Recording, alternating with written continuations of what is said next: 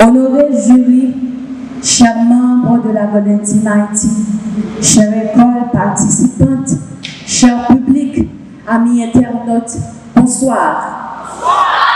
Je suis la guerre Stella, accompagnée d'une tête bien faite, Chardou Aroué. Nous sommes l'Académie Perspective Nouvelle. Notre point va s'articuler sur un sujet très intéressant et très important pour toute société. L'éducation scolaire garantit-elle l'égalité des chances? Merci, bonne audition.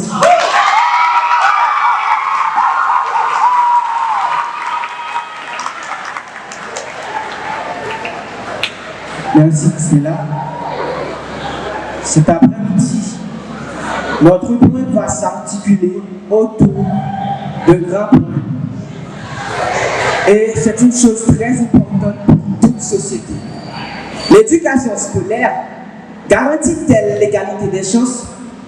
Nous ne pouvons pas se passer de cette fameuse citation de ce grand homme, ce président sud-africain Nelson Mandela, qui a dit, et nous citons, l'éducation, c'est l'arme la plus puissante pour changer le monde.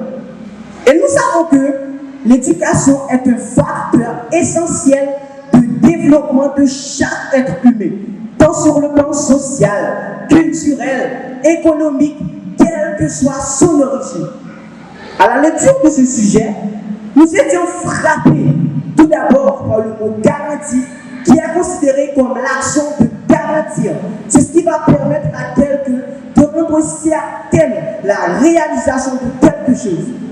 De plus, l'éducation scolaire se définit selon André Carrel comme l'art de former une personne, spécialement, mesdames, messieurs, un enfant ou un adolescent à développer ses capacités physiques, intellectuelles et morales de façon à lui permettre d'affronter sa vie personnelle et sociale avec une personnalité épanouie. Dans cette même perspective, l'égalité de chances se définit comme un droit égal de réussir autant que l'on peut et que l'on mérite.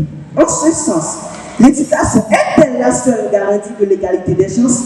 Est-elle suffisante pour arriver à cette égalité de chances dont nous parlons? Dans un premier temps, nous allons essayer d'appréhender l'éducation scolaire et ses fonctions pour ensuite aborder le concept égalité de chance dans son aspect pour enfin faire une conclusion de ces différentes questions posées, tout en sachant que notre sujet va élaborer autour de deux points. Selon l'ANEC Yopon, la mise en place d'un système éducatif de qualité pour tous est une condition sine qua non de développement. En Haïti, par exemple, la Constitution de 1987, l'article 32.1 et 32.2 qui stipule, nous expliquons, l'État a l'obligation de garantir l'éducation hors à la portée de tous. C'est ce qui permettra un développement.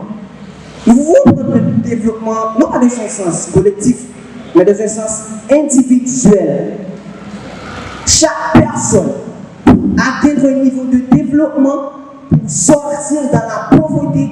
Par exemple, le millionnaire Will Smith, autrefois qui dormait dans les toilettes publiques, racontait dans un film à la recherche du bonheur.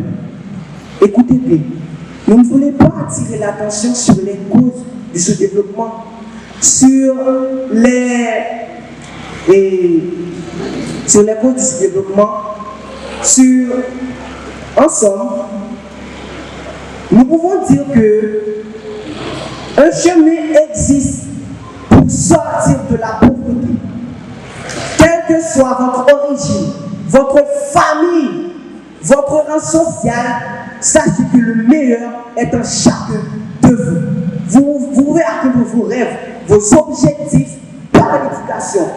Comme disait le grand penseur des Lumières, philosophe allemand Emmanuel Kant, l'homme, l'éducation, mais à l'homme. L'éducation pour l'homme. Nous pouvons dire que l'éducation amène l'homme à se connaître, à se développer, à développer ses capacités, son savoir, ses savoir-faire et atteindre des objectifs. Comme dit Jean-Jacques Rousseau, il existe deux types d'inégalité, l'inégalité physique et l'inégalité morale. L'inégalité physique, ce qui est très intéressant, cette deuxième forme d'inégalité est supprimable. Il est créé, il n'est pas naturel, il est créé par l'homme. De ce fait, si vous vous défoncez, si vous prenez l'éducation comme arme de combat, cette barrière d'inégalité va s'écraser. En somme, nous disons souvent l'éducation est la clé de la réussite. Nous disons plutôt l'éducation est la clé qui permet d'atteindre de nombreux objectifs durables. Lorsque les personnes ont accès à un enseignement de qualité, ils auront accès avec toutes choses dans la société. Je vais dire encore, quelle que soit la forme ou sortie, origine ou rang social, on est que ou riche et ou des chances pour vivre ici avec les pauvres, quel que soit mon taille. Et nous sommes conscients que nous vivons dans une société où nous sommes témoins de l'éducation. Parce qu'on dit souvent, l'argent est roi. Mais cela n'empêche pas la puissance d'éducation. Non. Sachez que l'éducation est à la portée de tous.